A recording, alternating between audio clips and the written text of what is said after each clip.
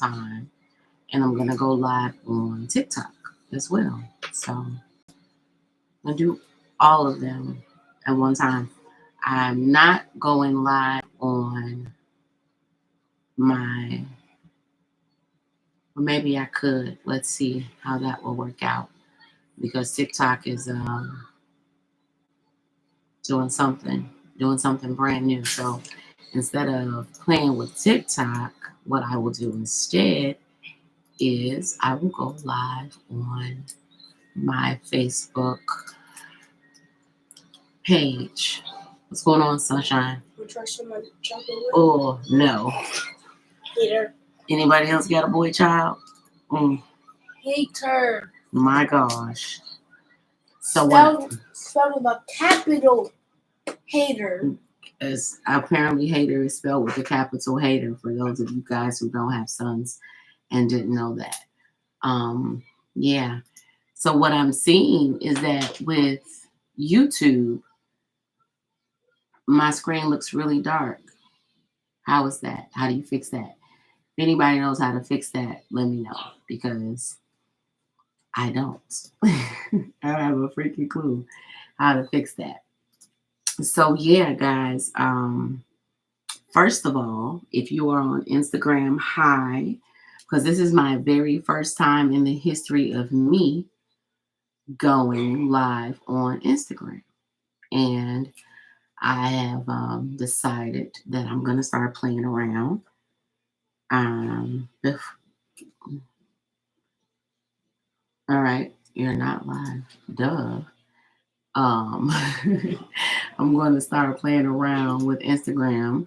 I do a lot of pictures on Instagram, but I don't do as many stories as I want to do. And I don't do as much live. So I'm going to go live on Instagram now. Let's see. We're gonna use our webcam. It's taking me through all these different things that I didn't know.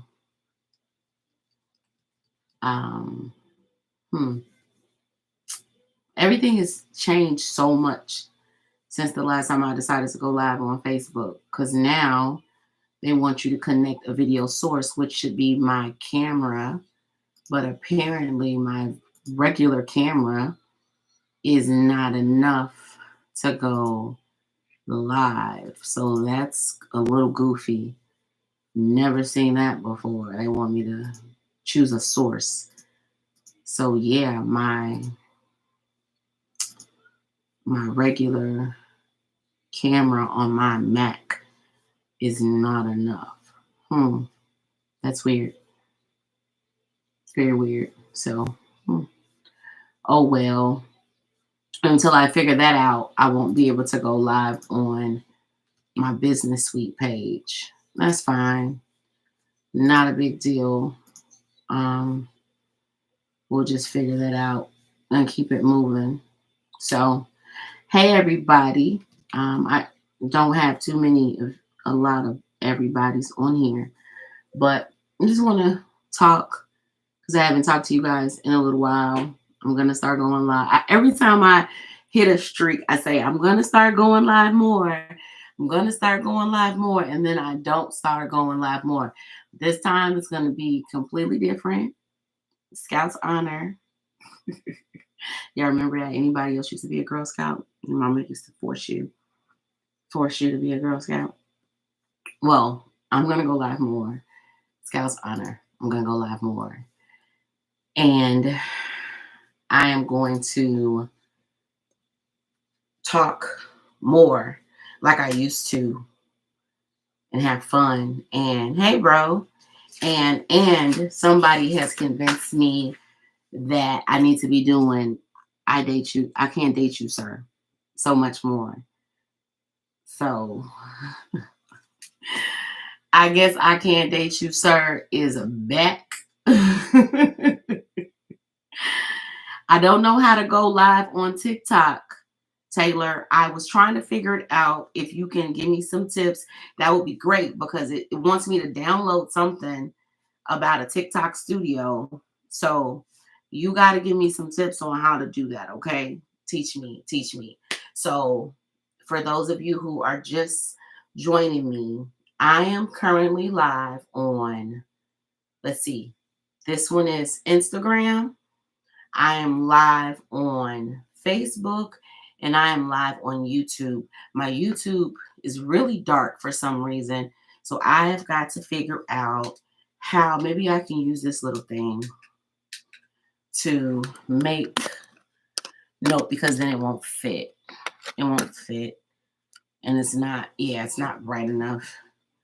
But then I got this big one here. So don't talk about me, y'all, because I'm trying to figure it out. So I got this big one that I should be able to use to get myself some more light, but it's not brightening me up. So, I mean, unless I'm going to put it in my face like that, like, see me. like, that's not going to happen. So, I'll figure that out. So, if you're on YouTube and you're watching me and you're like, dang, it looks like nighttime where she is. Not only am I like milk chocolate anyway, you know, but yeah, for some reason, YouTube and I need to figure it out. But I guarantee you, the next time I get on, we will have some light. We'll have some light, because that's not going to work either. Because that's just going to be like extremely annoying in the background. So yeah, I will figure it out and I'll get it together. So hey everybody, the topic for today is about my invisible fight with fibroids, right? And I know there's going to be some women that are going to join in that are going to have a story that is similar to mine. There's going to be some people that join in that have a fight that they're fighting that may not be fibroids, but it's a fight nonetheless. And they're fighting it with everything that they have in them.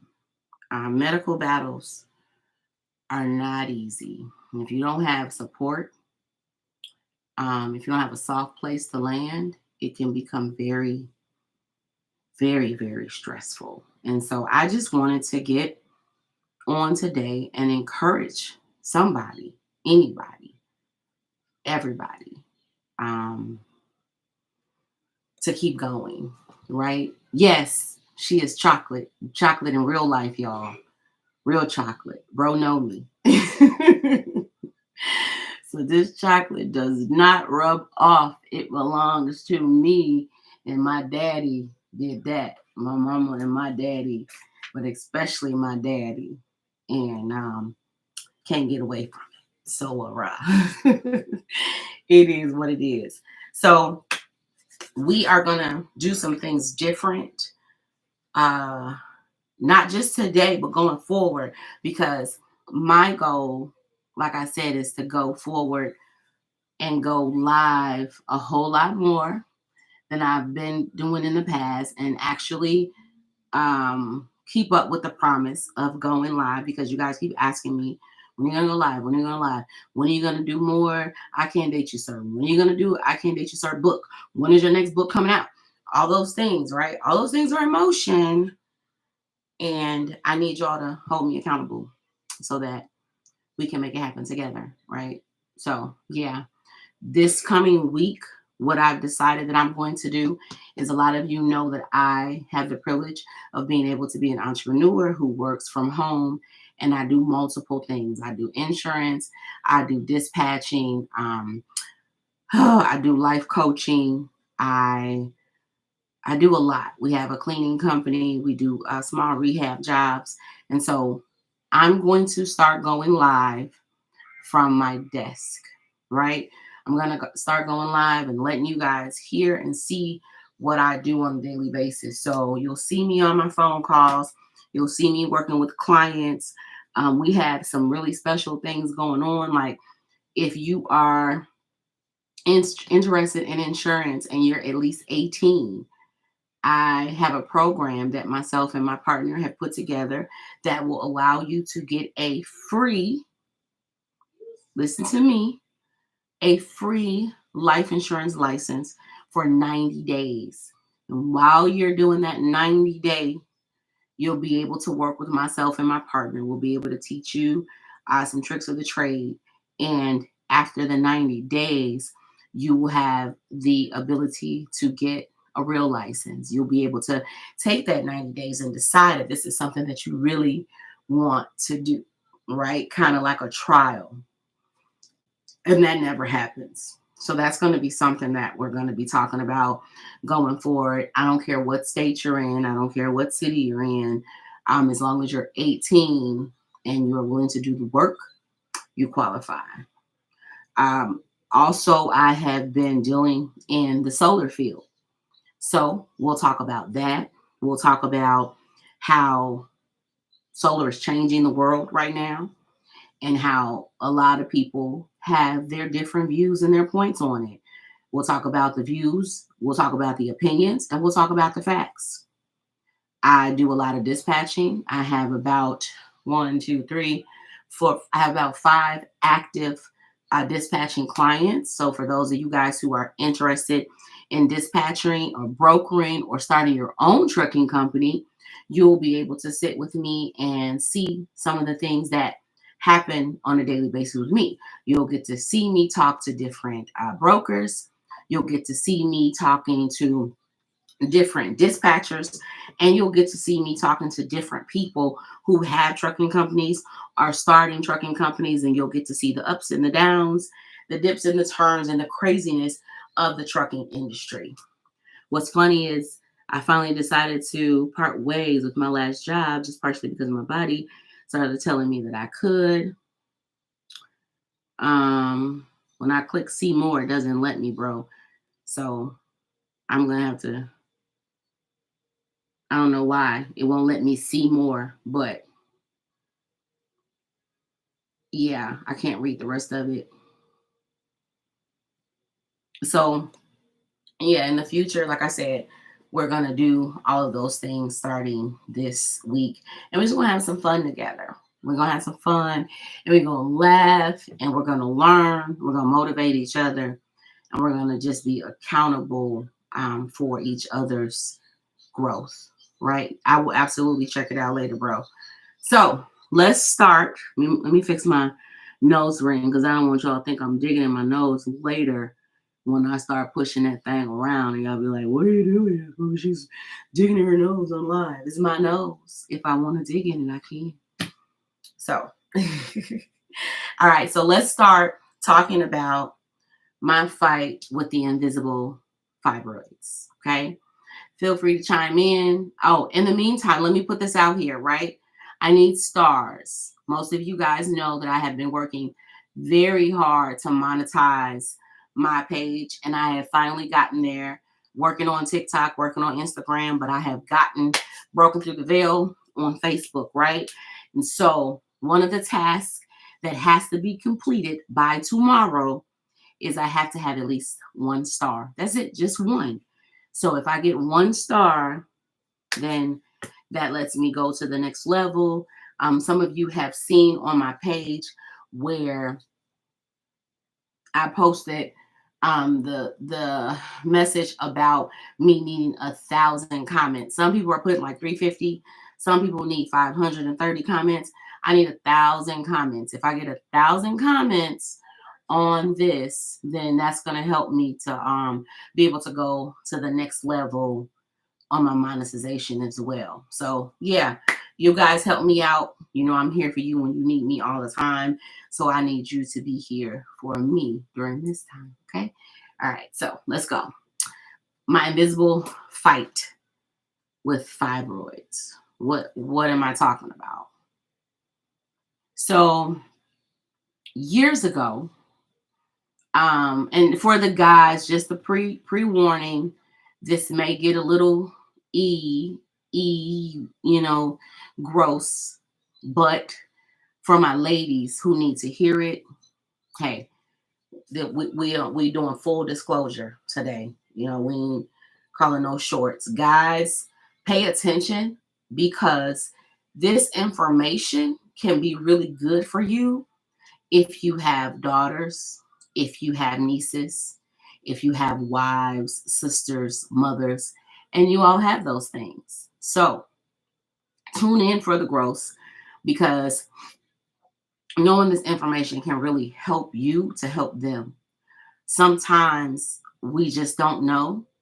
And sometimes we need somebody, and it doesn't matter if it's a man or a woman, to chime in and say, hey, I've seen something like this before. Or you can say, you know what, my homegirl, my sister, whatever, she dealt with this, and this is what it looks like to me. And you may be able to help push that female in your life that you love so much along to healing, right? Okay, so ever since I was about, I'm going to say 18, I remember being in the military and having to go to sick call. For those of you guys who don't have a clue what sick call is when it comes to military things, excuse me, my allergies are trying to fight, but I'm fighting back. But sick call is just what it sounds like. When you get sick, you make a call, right? But not, you're not really making a call. You're going to what we would consider to be a clinic in the civilian world. So you're not feeling well, and your authorities, whether it be your drill sergeants, your lieutenants, or whatever, tell you that you got to go basically to the doctor. You got to go see somebody about what you're going through, right? So I remember being in the military, specifically in basic training, and wasn't feeling well. I was having some cramps. I had a really horrible pain in my lower abdomen, right? And my drill sergeants are like, yeah, you need to go to the sick call people. So I went, and they did all these tests and found out that I had a cyst on my ovaries, particularly a large one. I believe it was on the left side or something like that. And I was pretty much told, you have one or two choices. One, you can deal with it, or two, you can have surgery and we can take the cyst off of your ovary, right? And at the time, I'm young, I'm like 18. And so being 18, we think we're grown. We think we're in a mature state, but most of the time we're not. We don't know what we should know. Not even what we should know, but what the world expects us to know at 18, right? So I asked as many questions as I thought that I should ask. But one of the major questions I asked was, well, what happens during the surgery and after the surgery? That explanation, they're going to go in with these lasers. And I mean, I'm not old, OLD, because honestly, I don't even know what age is, but we're talking about 1999, 2000. Let's say 2000, right crisp to 2001, right? And so I I was told that they had these special lasers, and that they would use these lasers to go in and burn the cysts, remove them, and then send me on my way. And in the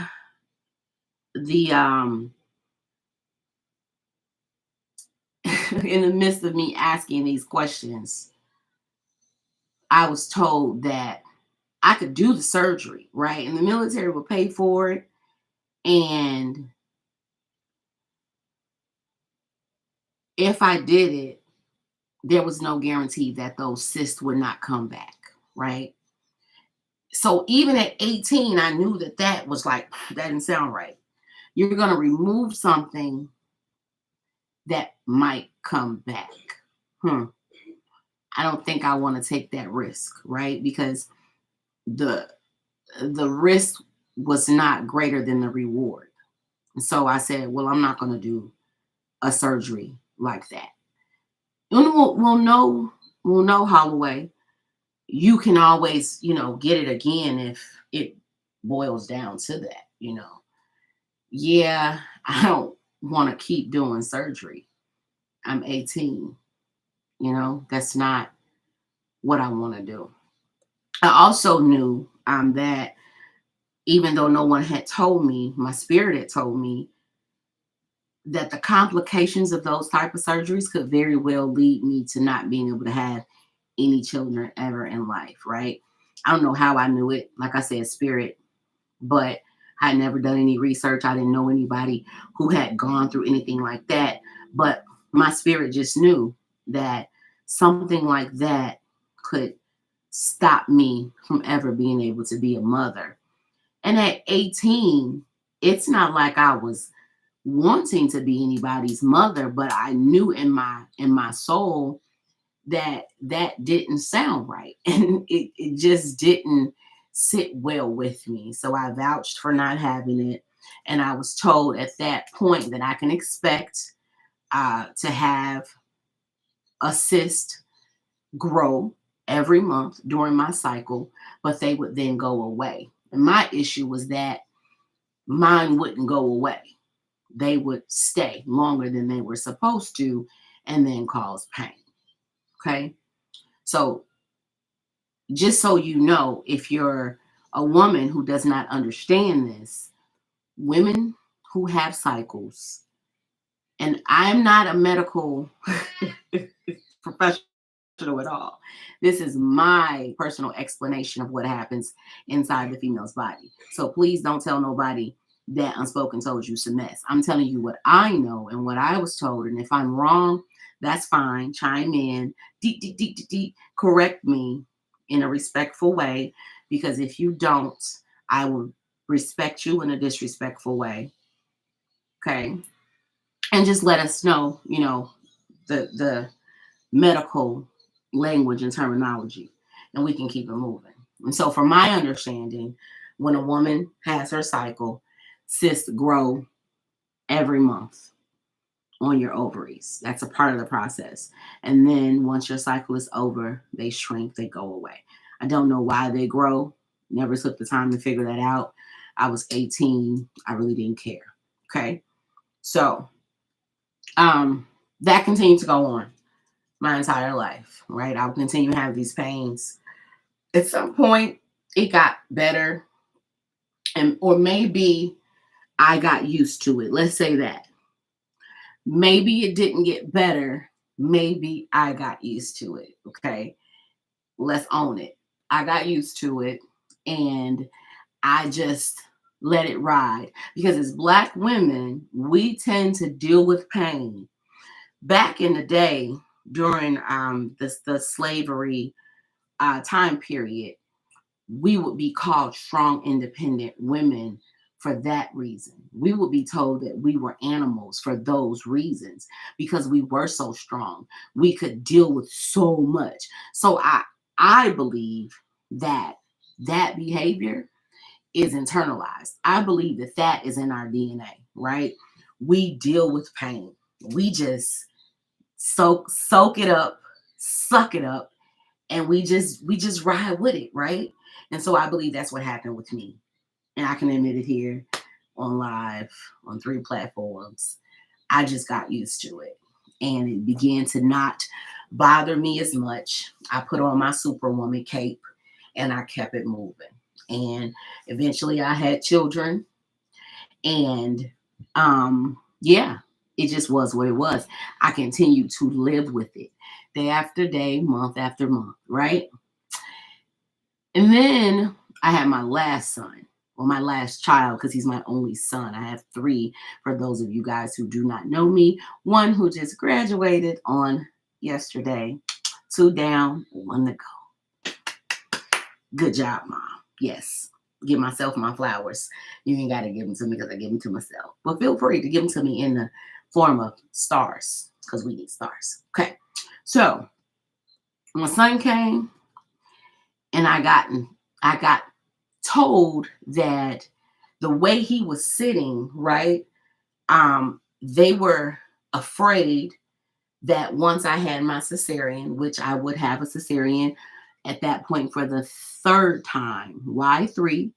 Because during those times, And I keep saying that like I'm just ancient. I'm not ancient at all. But the medical world period has advanced so much in these years.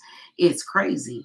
But my son was born in 2012, and during that time, if you had had a cesarean, they did not recommend that you then go and try to have a natural birth. And at that point, I had already had two cesareans prior to him. And so he would have been my third. And I was told that the way he was sitting, they felt like when they pulled him out, he was going to pretty much rip everything else out with him because he was very long, he was tall, and he wasn't a big baby, but he was long. So he was, in the way he was sitting, they were like, yeah, we're going to have to give you what's called a hysterectomy. And again, in my 30s, I had no clue what a hysterectomy was, and never heard any of the women in my family talk about it. I had never heard any of the women in my circle talk about it. I did not know what a hysterectomy was, right?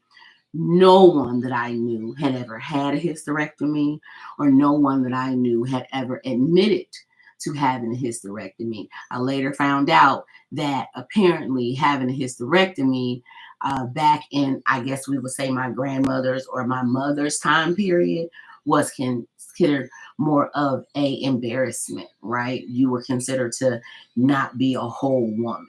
And so they didn't talk about it. The ones who had it, it wasn't a conversation for them because they did not want to feel like they were less than, right? Okay, so here I am being told about a hysterectomy. And I'm like, well, what does that mean? And then all I heard was, well, you won't be able to have kids anymore. I was like, well, shit, okay, because I don't want no more of these little bastards anyway. Do what you gotta do. So before I went under, excuse me, because still have to live real life. Yes, ma'am, come in. Can I help you? Got a question, but never mind. She had a question, but never mind, because she don't want to ask her question with y'all listening. So she'll come back. She'll come back before I'm done and then make me feel like I've been on here for a long time. You'll see. So signed the papers before I went under, and it pretty much stated that I was giving them permission to do what they would consider to be a partial hysterectomy. Okay. Signed the paperwork. At the time, my husband, he was okay with it because we had already decided we weren't going to be having any more children. Wasn't a big deal. Woke up after the cesarean with a son, and I still had all my internal parts. They basically said that the surgery was way more successful than they thought that it would be, and that there ended up being no complications, which was a great thing, right? And that I still had all my woman parts. Okay, no problem. So we move on with life. Around that time, I started having extremely heavy cycles. So this is 2012, right? And when I say heavy cycles, I started experiencing months where I would be in the bed because I could not move for a fear of literally soaking everything around me in blood. Let's just say it that way, because remember I said we doing the gross at this point. So you're not ready for the gross, log out and find you something else to do, because this is not the live for you. So yeah, I felt if I would move, I would soak everything around me in blood. So the only thing that I would be able to do is go to the restroom, and someone will probably have to bring me something to eat, something to drink, and much be at my aid and assist for those days. And we're not talking the regular cycle. We're not talking most women 3 or 4 days. We're talking 7 days. At that point, 7 days was my average. Okay, 7 days on a cycle is a long time when you have life to live and you cannot move from your mattress. Okay, that's a lot to have to deal with, but I dealt with it. Excuse me. Month in and month out. Excuse me. I dealt with it. Okay, so as my son got older, about around when he was 2 years old, I started experiencing issues with my gut, and I did not know what it was. No doctor knew what was going on. No doctor cared to know what was going on. Now, mind you, during this time, I lived from Illinois to Ohio. So we're talking two different states where no doctor heard anything that I said. All they knew was I was anemic, which clearly, if I'm losing tons of fluids in blood every month, I would be, right? But no doctor would take the time to truly figure out what in the heck was going on with my body. You're anemic. Your blood oxygen levels are low. My blood oxygen levels were so low that I had gone to the doctor one day for a regular routine checkup. They did blood work. Um, I had my visit, and then I got on the highway to go back home. The doctor at that point was probably about 30 minutes away from my home. By the time that I was about 15 minutes away, I get a phone call from my doctor's assistant saying, Letitia, wherever you are, turn back around and get back to the hospital, because she was in a hospital, the hospital right now. My blood oxygen levels had dropped to a 5. I didn't know what that meant. So I said, okay, I'm on my way, but what does that mean? And they clearly told me you could die if it drops to a 4. So what did I do? I turned my black ass around and I went back to my doctor, right? So I get there and they did transfusions. At first, they're like, gotta give you some blood transfusion. And I'm like, wait, hold up. You ain't giving me nobody else blood. I don't know who else letting people give them other people blood, but unless it's the blood of Jesus, it ain't gonna happen, right? That was my response. We're not going to be taking anybody else's blood, sir and ma'am. So what else can we do? So of course, by this time I'm in my 30s, even though I don't know everything, my spirit knows, and I'm able to speak up for myself a little bit better, right? It's not the same 18-year-old girl who was in the military and has no clue of what's going on. Now I have a voice and I know how to use it, and I'm going to tell you, no, you're not giving me a blood transfusion. What are my other options? And so, with that said, they were like, well, we can give you iron transfusions. I said, well, let's do that.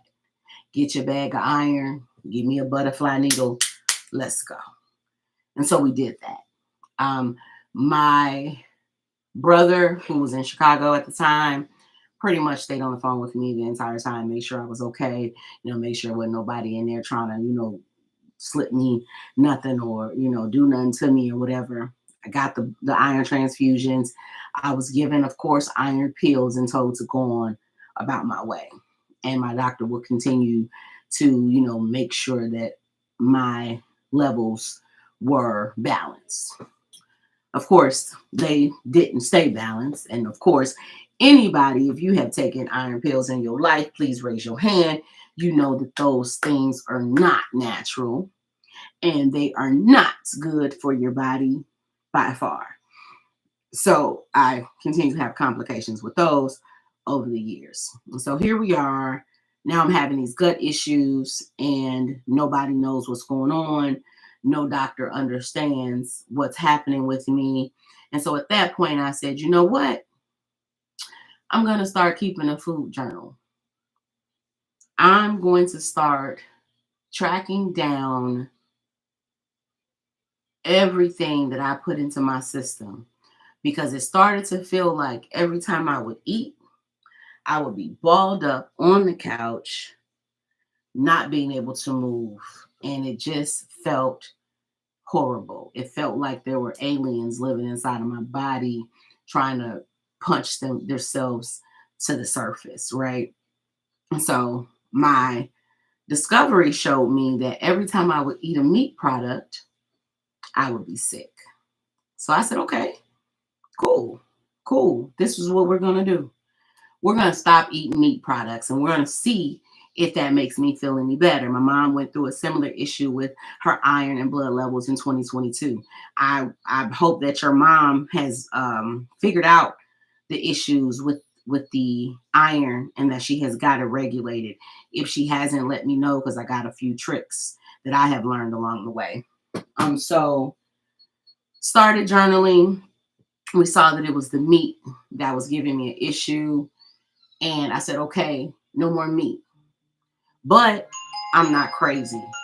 So I knew that I wouldn't be able to just not eat meat, that I just wasn't mature or strong enough to be able to do that. And I loved me some chicken, right? I loved me some seafood and I loved bacon. I stopped eating pork for the most part, but Black folks don't really consider bacon to be pork. We think bacon is its own food group. Am I right? Like, bacon is bacon. Bacon doesn't belong to anything except bacon.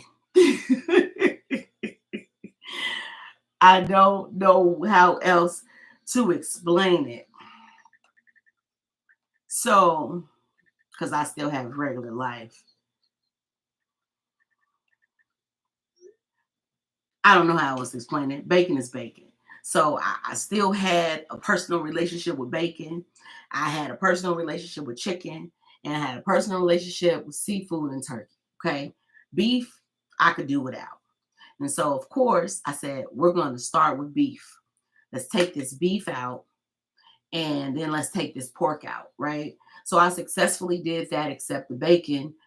I tried the turkey bacon. I was like, this is some bull. Whoever decided that turkey had bacon, I won't even know where the bacon part come from. I don't know what part of the pork pig thingamajigger that they get the bacon from, but I do understand that the turkey don't have the same in it, right? So it didn't work. Me and turkey bacon could not seem to get along. It was dry. It was nasty. Anybody that tell you that turkey bacon is good, they not human. I'm just going. They can't be human. It's not possible. And I don't believe that they. But yeah, they tried to do turkey bacon. Oscar Mayer got some turkey bacon. It was gross. It was not delightful to my taste buds at all, and I refused to eat it. So I kept eating bacon. Okay. And every time I ate bacon, my body let me know that it was not happy with me. It was very good going down. Very good. And if anybody that tunes into this live, or anybody that sees it after I have gone live, has ever lived in Louisiana or is from Louisiana, and my Louisiana friends know, because I lived in Lafayette, New Orleans, Baton Rouge, Karen Crow, were that's all my stomping grounds for 5 to 6 years. And I got the best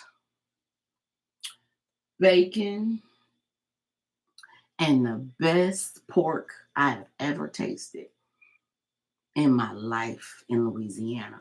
So I've had some beautiful bacon that has made me very, very happy here, but not here, right? So yeah, it was a fight. Bacon and me, we tussled. We tussled for a good year or so. After I finally got rid of the bacon, and the pork and the beef, I said, okay, so now we're gonna go down to seafood.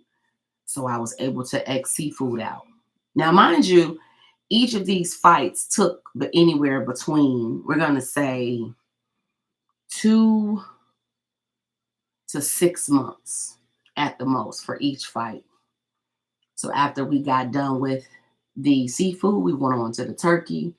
And the very last thing that we X'd out was the chicken.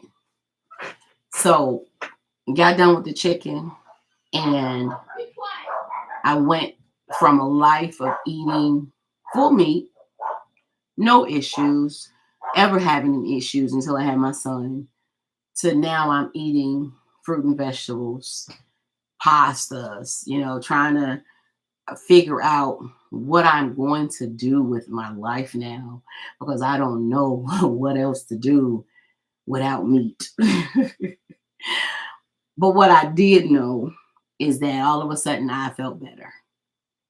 All of a sudden, my body felt relief.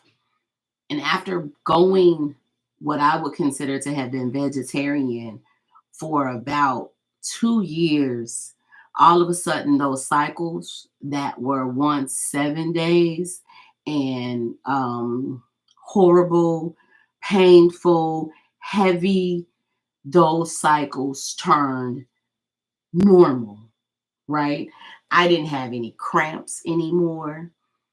I did not have the heaviness. I didn't feel as sluggish. My anemia started to get better. Everything in my body started to change for the better. And I was happy, right? Because when you're not in pain, you're not experiencing um, depression because you can't get out of your bed, right? You're happy. You're joyful. Now you can go and do things with your husband. Now you can go do things with your children. Now you can. I wasn't married anymore, so that was a falsity, but I was with somebody who I wanted to do some things with. So we're going to leave it there. I could do those things, right? Because I don't have the leakage. I don't have the pain. I don't have the cramps.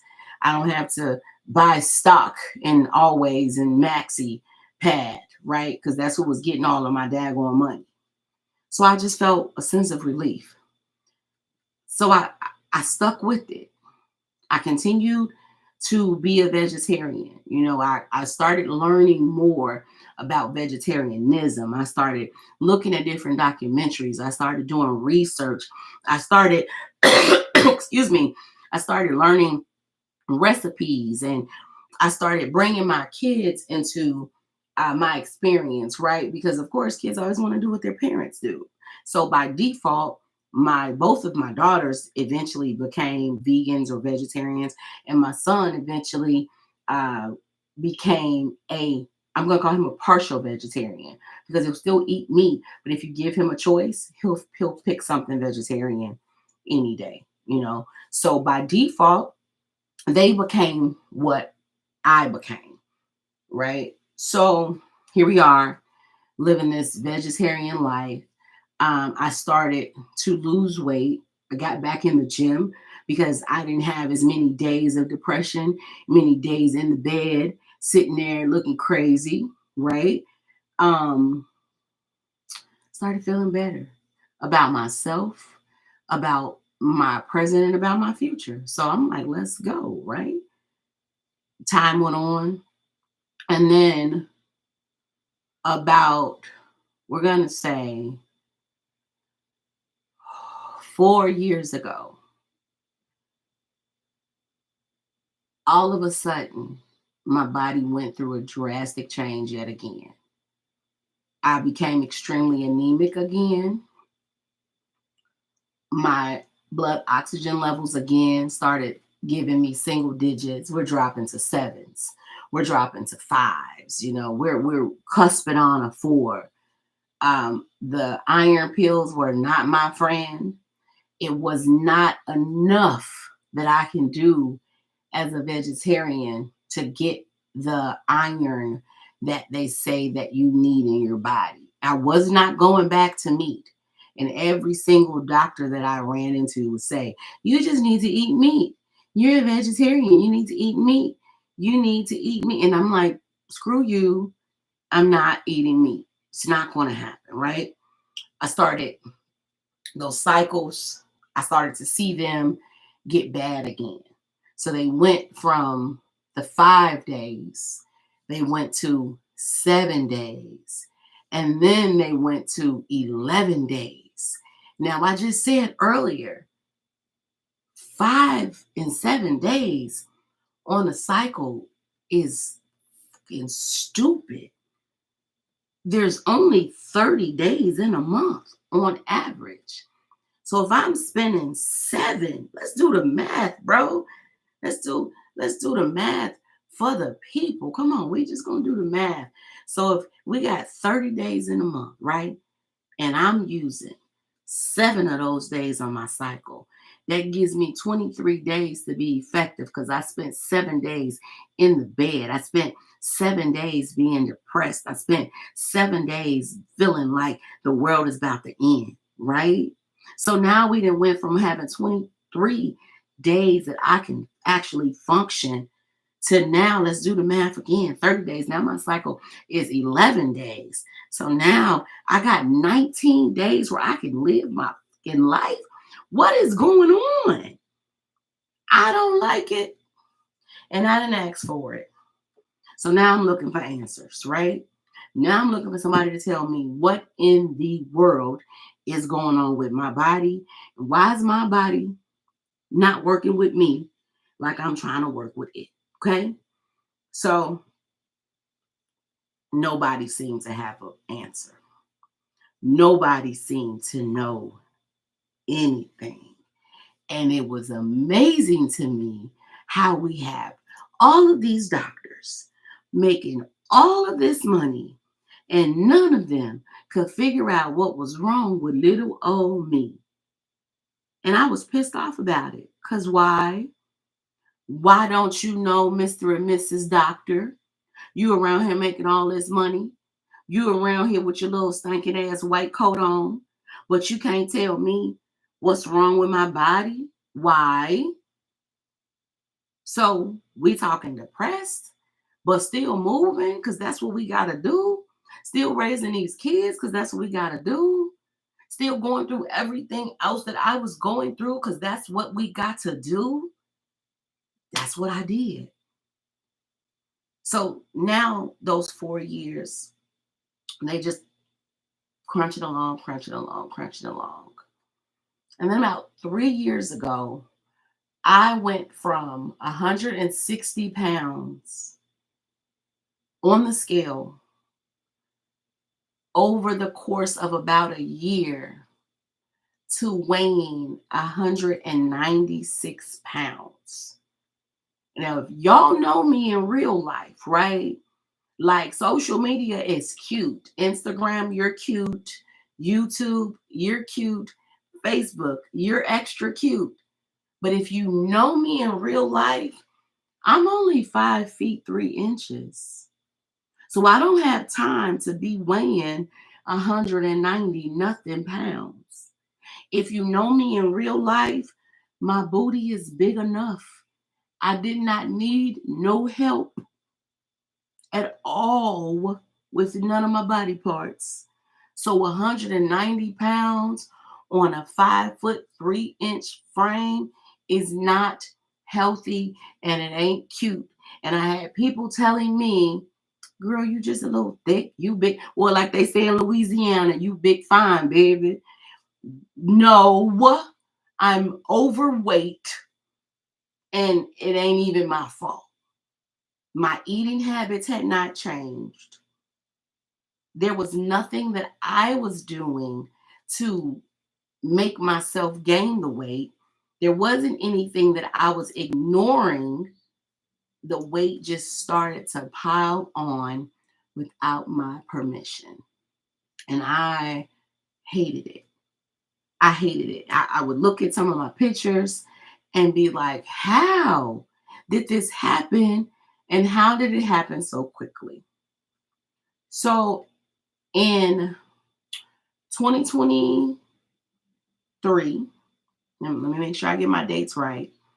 We're going to say a year ago, December, I went through, well, let's go back even further than that. For those of you guys who know, who have followed my journey, you know that for 10 years, I did my DNA research and I did DNA testing and mentorship and all those kind of great things. And eventually was able to find the tribe that my family on my mother's side would have been attached to in Africa. So found out that my mother's side is 100% Bamaliki. My mother's father's side is 100% Portuguese and Spanish, which makes complete sense because the Portuguese were the first to invade Cameroon. Cameroon was actually named Cameroon by the Portuguese, and the word Cameroon means city with the big shrimp because they were known to have these literally like bigger than your head size shrimp. They're huge. I've seen them with my own eyes. They're dumb big, right? And so that's what the name Cameroon actually means. And it was given that name by the Portuguese settlers who came to colonize Cameroon. And the funny part about it is, before the colonization, if you do your research or if you talk to the actual people of Cameroon, because some of this stuff you can't find in books, right? And so if you talk to the people, you'll find out that before the colonizers came, before they decided to start to disregard the people and make them into slaves in Cameroon, there were Portuguese men who actually were in real life relationships with the women of Cameroon and who had families and children with these women. And so slavery was a byproduct, right? That was those who came in afterwards and said, well, wait a minute. I think I see something. I think that we can make some money over here because these people are so giving, they're so kind, they are so accepting that we can goddamn take advantage of that. Ain't that some shit, right? Because that's what those people like to do. And we're gonna get off of that subject because this ain't about that. Because you see how my spirit gets entangled when I start talking about it. So that's what happened, right? So I have Bamaliki 100%, I have Portuguese and Spanish.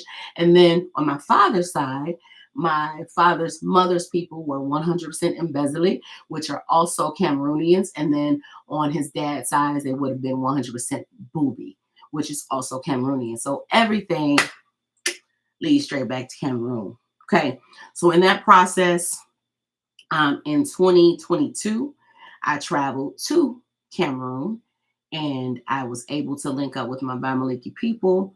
Long story short, by permission of the ancestors, I was adopted by royalty. I had my name changed and I purchased land in the country as well by way of the ancestors. And so that led me to a lot of things, a lot of really great things that happened during that time. But a part of that was me also discovering my ancient ancestral roots by way of what we will call religion. I'm going to call it spirituality. You can call it whatever makes you feel better. So I went from being a full blown 100% Christian to in delving and on the path of Ifa. So that changed my life in a whole different way, right? So and let me be clear for those of you who have questions. Christianity is what Christianity is, and I'm not going to sit on this live or any other live and tell you that Christianity is not a good thing or it's a bad thing. It's neither a good or a bad thing. It's your thing. And nothing that I have done prior to my path to Ifa is wasted. None of it. All roads lead to victory. So every single thing that I did before I landed in the face of Ifa is important. That means that my ministries are still important and they're still intact and they're still running strong. The ordination that I received that made me become a minister, still intact, still running strong. All those things are important and they are added. They're additives to the journey. Okay. So before you question me and ask me all the crazy questions that are sitting in your throat that you haven't taken the time to actually hear in the spirit or to weed out and see if it's even a askable question, I'm letting you know now. Doesn't matter. Okay. So once again, keep to yourself because I don't want to hear it. So moving on, journey down Ifa, the path of Ifa. And during my initial initiation, or I should say, receiving my first hand of Ifa, one of the Babalaos who attended my ceremony, he told me, he said, you need to pay special attention to your woman area, your abdominal. And he kept saying woman area because he's a man and you could tell he kind of felt uncomfortable by what he was trying to tell me. So he just kept saying, pay attention to your woman areas. And so I didn't really take it to heart because everything was new to me, right? And I'm just like, okay, pay attention to my woman areas. I had been paying attention to my woman areas because I'm having 11 and 12, 13 damn day cycles. So how can I not pay attention to my woman areas? Because they were paying attention to me, right? So time went on and my prayers started to change because my body was not getting any better. I was gaining more weight. I was not feeling like myself. The cycles were just I still didn't have cramps, and I still attest that to the becoming a vegetarian and changing my eating habits. So to this day, I have not had a cramp since my son was 2 years old and he's 12 now. So 10 years, right? Because that's how long I've been a vegetarian. So no cramps. I wouldn't even know when my cycle was coming unless I kept a calendar, which I did. So when it would come, it would stay. It would stay for 11 days, sometimes 12 and 13 days, to the point where this little phone, this little device, I had to keep with me because I kept track of everything that was going on with my cycle, right? Because I needed to know, just like I did with the food, what in the heck was going on with my body and how am I going to fix it, right? And so I'm keeping track. I got tired of buying tampons. I got tired of buying pads. So I said, well, let's try this Diva Cup. You guys know what the Diva Cup is, right? For those of you guys who don't know what a Diva Cup is, it is a cup, a plastic cup. It looks like it's about this size. We're going to use this for an example. It's about this size. It's plastic. It's bendable. It's pliable, right? And it's shaped in a cone. So imagine this crystal. The bottom part of this is shaped like that. And the top is round and it goes down like a funnel, right? It's like a funnel. And you take it, because again, it's pliable, and you can put it inside of your vagina. And it catches the blood as it comes out, right? The average woman fills up the Diva Cup. And the Diva Cup is a brand. So that's not actually what it's called. It's called something else, but the brand that I used was called the Diva Cup. You take that, you insert it in your vagina. The average woman fills up a Diva Cup in a couple of hours. I started filling up a Diva Cup in 30 minutes. That's unheard of. So now we got that. and we got anemia issues because I can't keep no real iron. No, my blood is ridiculous. I'm sleeping all the time because I don't have enough energy to do. I don't have enough energy to say my name, let alone say your name, and to actively work on any project, any client, or do anything that makes me happy. Because remember, we did the math. If there's 30 days in a month, and I'm bleeding an average of 11 of them, that only leaves 19. That's it. If we further do the math, a lot of that is weekend days. So what we doing during the week? What are we doing? We ain't got no time to do nothing but bleed and stay in the bed. Nothing at all. So my prayer started to change. And I started to ask Spirit to show me what was wrong. Show me what I needed to see. One of my prayers is always, this is a tip for those of you guys who are trying to figure out the answers and you can't, because the answers are more than likely in the spirit and not in the physical, right? So I would say, give me 20/20 vision in the spirit and give me perfect hearing in the spirit so that I can hear what it is that God, that heaven, that whatever it is that you believe in is trying to tell me, right? And so when I started praying that prayer, I started getting these little revelations, these little flashes, these little instructions on what I should do, right? So went and got a new doctor. I just moved back to Illinois recently. So I said, I need a new doctor. Went and got a new doctor over at Little Company in Mary. And at that time, the doctors that I needed, they didn't have any actual doctors. They only had practitioners, right? And so I'm like, I don't want a practitioner. I want a doctor. But my spirit said, no, you want what I'm giving you. Shut up. Because my spirit talked to me like that. I don't know how y'all spirit talk to y'all, but see, I'm a whole another kind of person. And yeah, my spirit was like, little girl, shut up. I got this. Listen to me. We cool. So I said, all right. If that's what we doing, that's what we doing. We got a practitioner.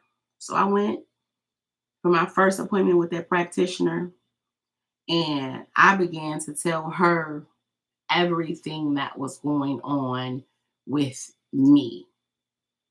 And she said, okay, well, let's figure it out. And instantly, my shoulders went from this to this because I felt like even in that moment, she heard me. Even just by saying, let's figure it out, she heard me.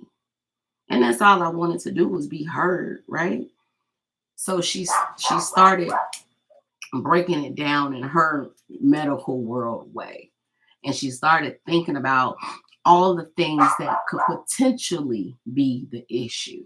And she asked me this question, and she asked me this question, and this question, this question. She's like, well, what about thyroid? Does anybody in your family have any issues with thyroid? And I said, well, my grandmother had a thyroid issue later in her life. And I remember that she had her thyroid removed. So told her about that. She said, okay, well, we're going to go and we're going to get some blood tests drawn and we're going to check on your thyroid. And I'm like, cool, let's do it. Went over to the lab, got those tests done, and test came back pretty quickly. Like next day, she was calling me, which also made me feel well because I felt like I was on the top of her to-do list, right? And she's like, yeah, it's not thyroid. So I'm deflated again because I'm thinking, yay, we got answers, yay. And we had nothing. God damn it. We were, in my thoughts, we were right back to square one, but she still had a plan. She's like, no, Letitia, we're not giving up. She said, has anybody ever done an internal that what is it called? An internal exam with what's the thing called, y'all? Tune in. I cannot, ultrasound. Has anybody ever done an internal ultrasound exam? And I'm like, no, I didn't know that you could do that. I just know that when the baby comes, they put it on your stomach and they tell you if it's a boy or a girl. They tell you if it's breathing. They tell you if the heart is beating. She said, no, we can do an internal one. I said, okay, well, let's get it done. So she made me an appointment immediately to go down to the lab and to get this internal exam done. And you always know, like when you go get these tests, the person who's doing the test can't tell you what they see. They can never tell you what they see, but they know what they see. So it's like I'm watching this lady go, oh my God, goodness, and I'm like, well, dang, what you see? I'm on a table, like covered up, like what's over there? But she couldn't tell me. So I'm anxious. I want to know what you see. I couldn't wait for Lauren, my doctor, to call me and tell me. So she called me and had me come in and explains to me that I had 2 fibroids. And I'm like, well, what the hell is a fibroid? I have never in my life heard, just like I had never heard of a hysterectomy, I had never heard of a fibroid. So she explains to me what fibroids were, these mass of tissue. And she tells me that there's no real explanation on how they get there, how they develop, but they do. So she says, one of your fibroids is the size of a large grapefruit. If anybody has a grapefruit in your house, it's about that size. You got your sushi. I can eat that right, even though it's a little brown. You're fine. No, thank you.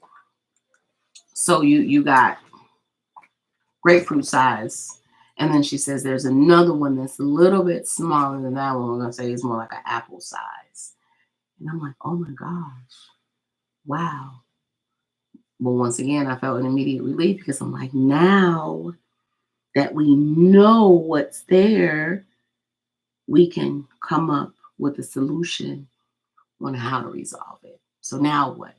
She's like, okay, I'm going to get you an appointment with the OB. He's the best here. He's going to really take care of you. She gave me a referral. I immediately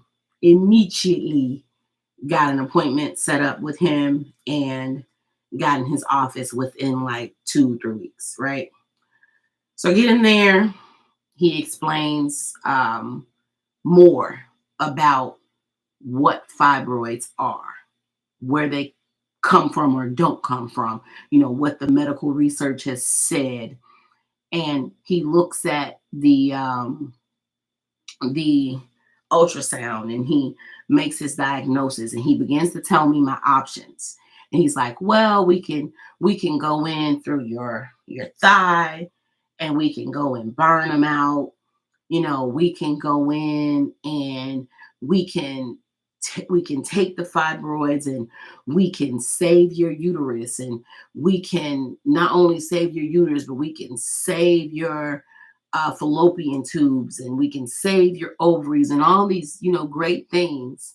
And he's like, women go through this all the time. It's not a big deal. They're only fibroids. There's 2 of them. It's not a big deal. They're pretty large from what I'm seeing, but it's no problem. So this is all before he's ever done an actual exam. He's just going off of what he's been told by the ultrasound. So he lays me on the table and,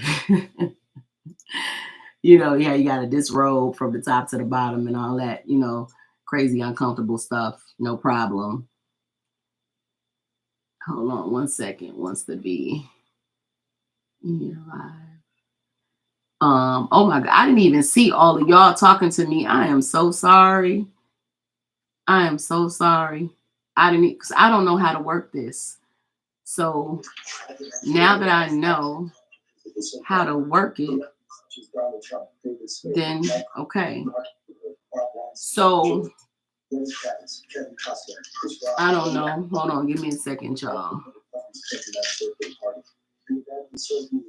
Hold on, y'all. I'm sorry. Y'all know I'm trying to figure this whole thing out. I believe that my sister is joined in somehow. And I don't know what that looks like. Let me see.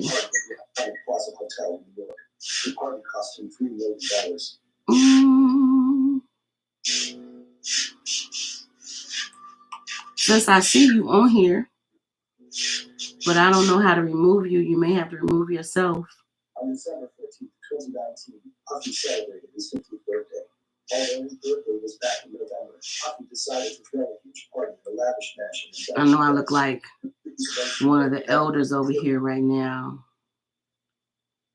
trying to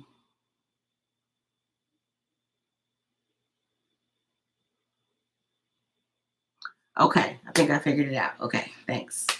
But yeah, like I got a whole stream over here, you guys, on Instagram. People have been saying all kinds of things. And here I am just paying attention to Facebook. I got to do better.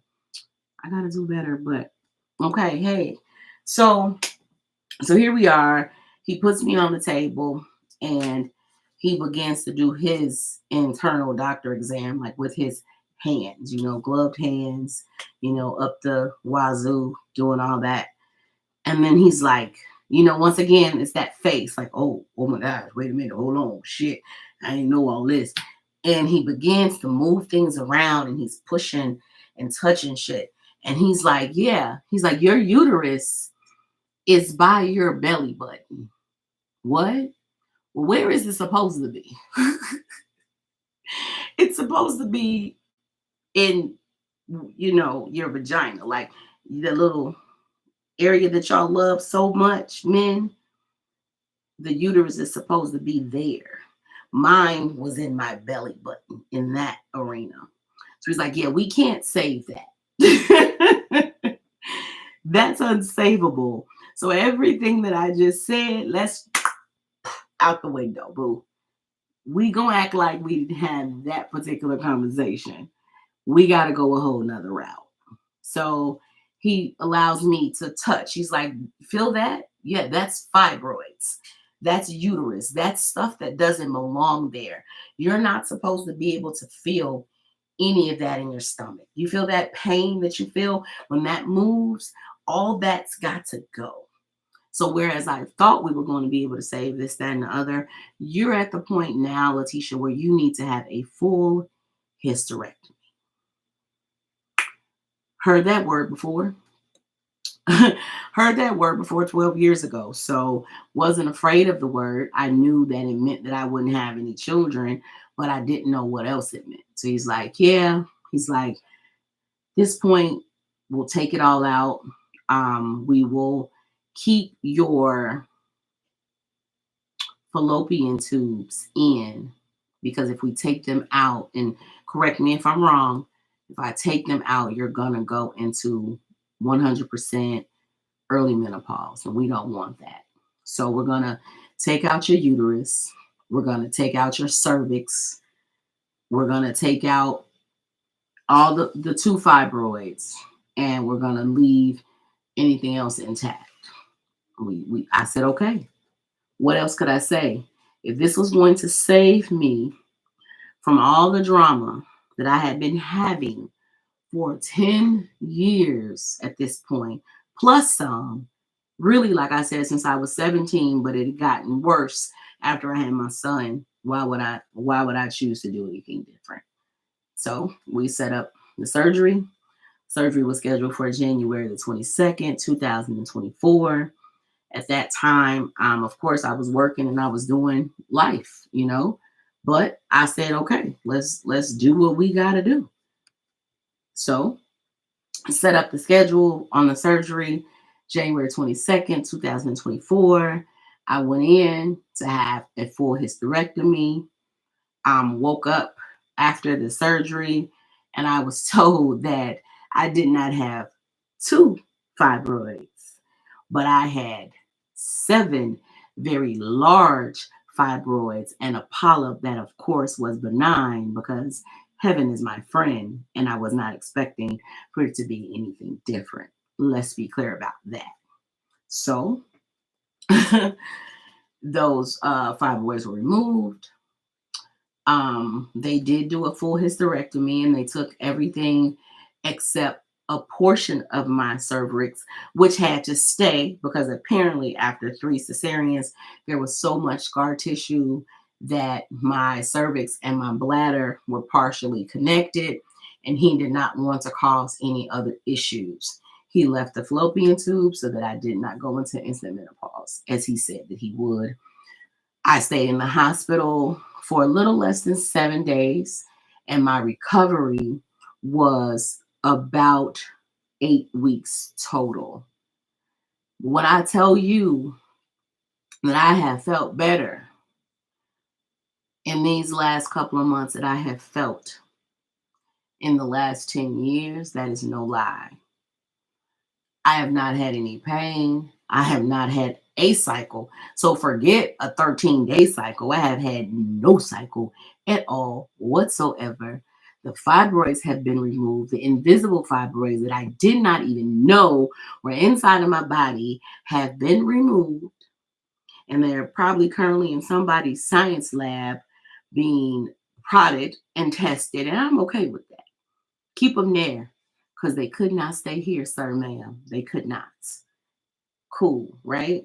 I instantly lost about 5 pounds. And then once my doctor released me, I started working out. I got with a fantastic accountability coach named Sonia, if you guys want her information. Not to say that I'm like the picture of health to be advertised for anybody right now, but we're working on it.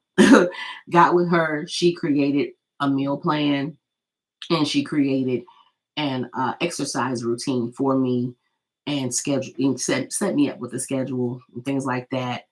And since then, I've lost a total of about 15 pounds. So I've gone from about 198, which was my max weight, at 5 feet 3 inches, to I am now just under the cusp of 180.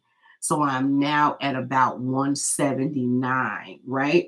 And I'm working to get back to my goal weight, which is 160. So for anybody who says that that's unrealistic, yo mama, I'll say it again, yo mama, because once again, I'm only 5 feet 3 inches and I don't need to weigh upwards of anything past 170. So 160 is my goal weight. So now that we have gotten all the health crap out of the way, I can finally again focus on my health. I can again match how I feel in my spirit to how I feel in my body. And I am extremely, extremely happy about that. So I said all that to say, women, ladies, Black women, those of you who look like me, melanated angelic beings, stop dealing with shit that you don't have to deal with. Stop being Miss Independent Black woman and get some daggone help.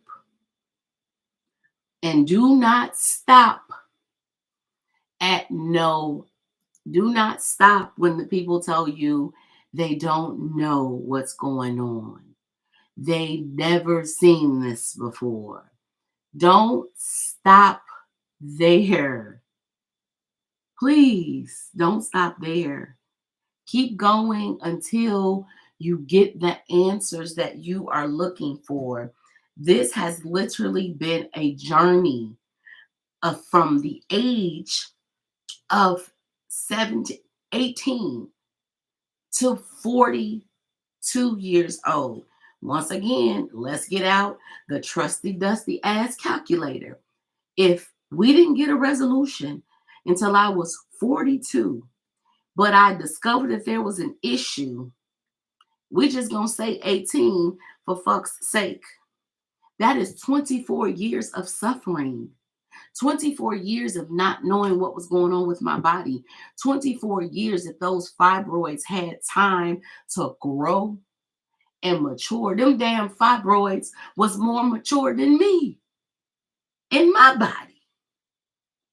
What kind of unearthly mess is that? That is not the way we're supposed to be living. So we have to get to a point when we love ourselves enough to stop taking no for an answer. We have to love ourselves enough to love ourselves beyond our children, beyond our husbands, beyond our fiancés, our boyfriends, beyond work, beyond surviving. We have to love ourselves more than we love those things. Because if we don't, it doesn't matter how much we love those things because we won't be able to enjoy those things. You feel me? And that's just the truth of the matter. Stop being so damn strong.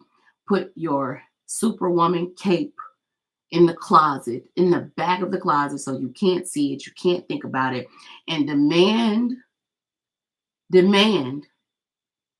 the support from the family that you say that you love so much and they say they love you so much. Demand the support from them that you need to be able to take care of yourself. Because I'm going to tell you, the 8 weeks that I was down was not easy. It was not easy. I was so upset with myself, and I had to convince myself that I had no reason to be upset. There were things that I wanted to be able to do. I wanted to be able to get up and move and feed myself and go to the restroom by myself and put my clothes on by myself. Little bitty things just to be able to sit up by myself. And I would get angry with myself because I couldn't do the things for myself that I wanted to be able to do. And I had help right in my house and I would not ask nobody for help. Baby, is you stupid? Because I was. And what I'm saying is don't do that to yourself. Love yourself enough to ask for the help and receive the help and understand that you deserve the help. The help is there for you. It was there for me. I just was refusing it. So we got to do better. We got to do better. We got to do better. Black women, if there is something not right in your body, do something about it. And keep doing something about it until you stumble upon a solution. And when you get your solution, go with your solution. For those of you who don't have the best medical, I get it. You don't have a great job, or if the job that you have is lacking and you don't have a great medical on that job, there's something called a medical card, welfare. And as shameful as some of you may think that being on those welfare assistance and all that stuff is, who cares? If it's going to pay and it's going to help you fix your health, get it. Get it. Get the surgeries if you have to. And I'm not promoting medicine at all because if you know me, you know I am not the one for no medicine. Because if you look in my prayer space, all you're going to see is herbs and oils and teas and things that I have brought over from Africa and learned how to concoct myself. I only use medicine when I absolutely have to because I have learned that medicine can be a good thing. It can be a good thing. It can be a good thing. So that's it, y'all. That is my story for the day. That is story time. And I have been on here for a little bit under an hour and a half. Unless anybody has any questions, anything that they want to say, I'm going to go back and I'm going to read some of the stuff and I'm going to address some stuff because I haven't. And like I said, I apologize for that. Um, a lot of you guys have joined in and said hello and you've made comments. So let's go back when I did not know that Instagram had anybody. My sister, it's in my praise, joined in. I love you, Dr. Unspoken. Told me, y'all. Yes, ma'am. Yes. These are definitely pearls of wisdom. This is an issue that is truly plaguing Black women. And I agree 100,000%.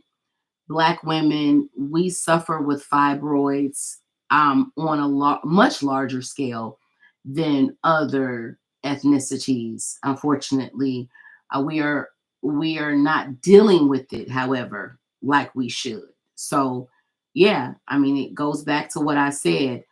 Let's make sure that when we know something is wrong, that we are doing something about it. Don't judge me. Absolutely don't.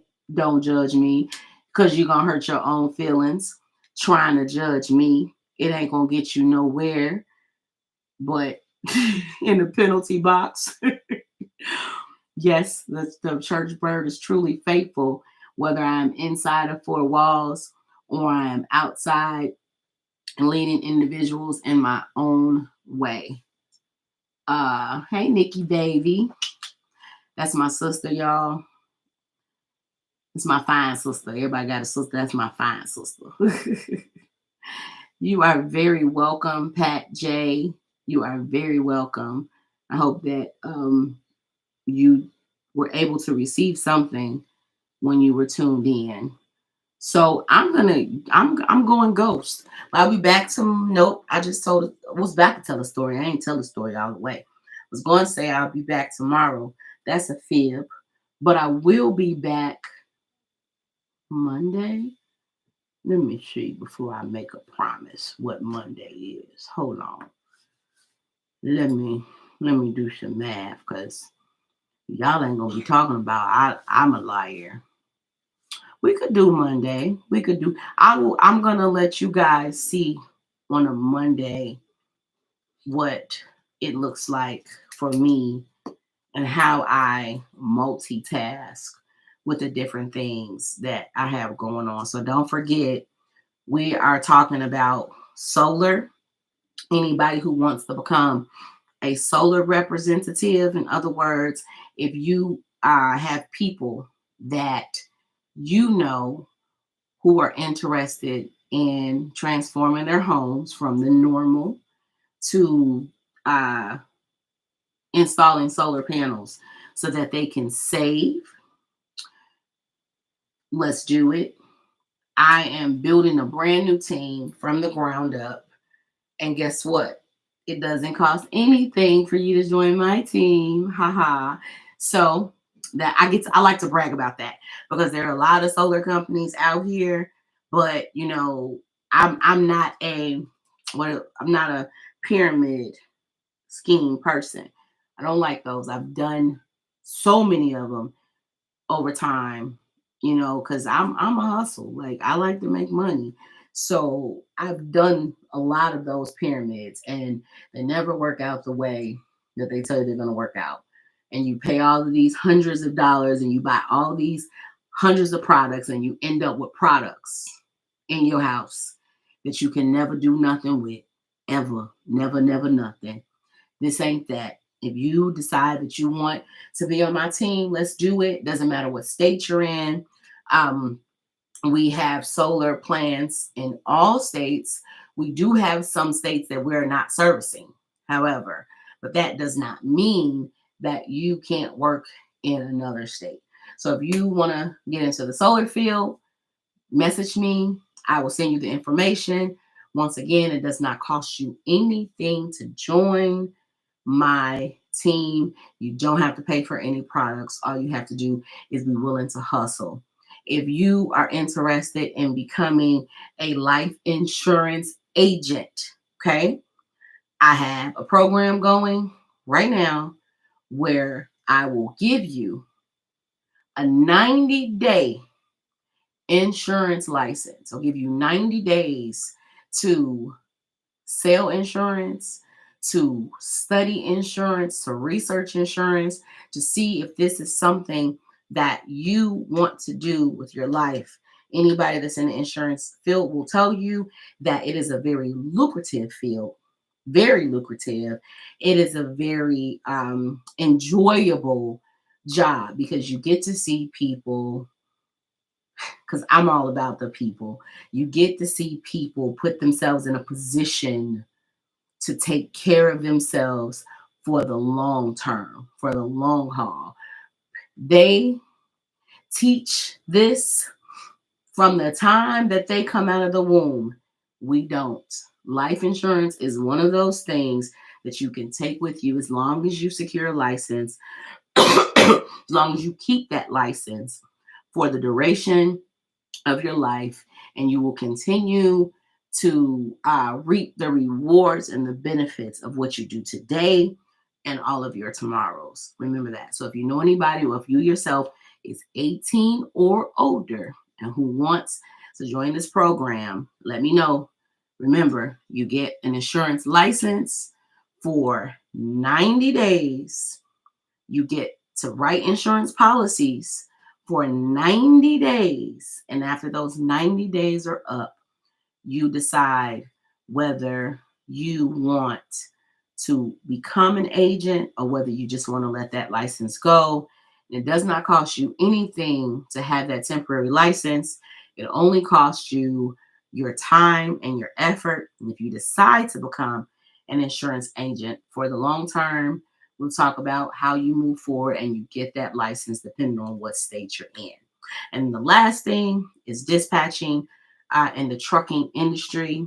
On Monday, when you guys see me, when I log in, you'll get to see me talk to my clients, those who have trucking companies, who are building trucking companies. You'll get to see me talk to brokers. You'll get to see me talk to shippers, and you'll get to just see me do my thing. So tune in on Monday and we're going to make some money.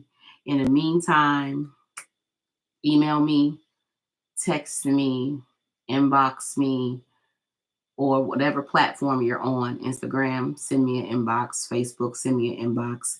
And YouTube, make a comment on the live broadcast stream, and we'll go from there. Okay? So it was fun talking to you guys again. I know it's been a minute. Check me out on all platforms. If you're looking for me on Facebook, it's under Letitia Princess and Boulder Holloway. On Instagram, it's Structure Unspoken. And nope, I lied. On Instagram, it's Preach Unspoken. But on TikTok, it's Structure Unspoken. Yeah, I'm fixing all that. I'm streamlining all my stuff again. I had a PR rep. He turned out to be a crook and an idiot. Make a long story short, dealt with a lot of that lately. So yeah, we're we're gonna forget about that. I'm gonna move on. So if there are any PR reps out here, they're looking for a client, let's talk, because I'm looking for somebody who's actually reliable and who does what they say they're gonna do. So bye, y'all. Don't forget Facebook. I need stars. Stars. I need stars because I'm a starer. So I need stars. In order for me to get to the next level on my monetization, I need stars. And if anybody knows how to work this TikTok live, please let me know, because I don't have a freaking clue. And I've been trying to figure it out for the last couple hours. All right. Peace out. I think I love y'all. I'm just playing. I love y'all for real. Bye-bye.